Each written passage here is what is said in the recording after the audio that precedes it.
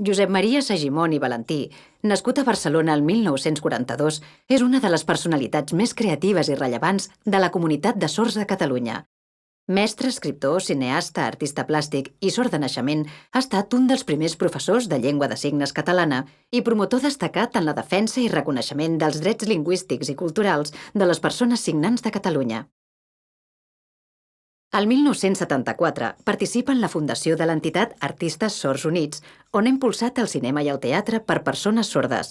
En destaca la direcció de la pel·lícula Fra Ponce de León, figura històrica per a les persones sordes, i també l'adaptació de clàssics del teatre universal a la llengua de signes catalana.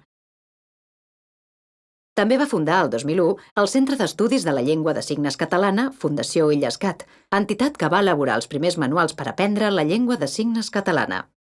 Josep Maria Segimon és membre del Consell Social de la Llengua de Signes Catalana des que es va constituir el febrer del 2013. Josep Maria Segimon ha estat sempre, i encara ho és, un incansable treballador de la llengua de signes catalana, de la qual és un referent de primer ordre tant en l'àmbit nacional com en l'internacional.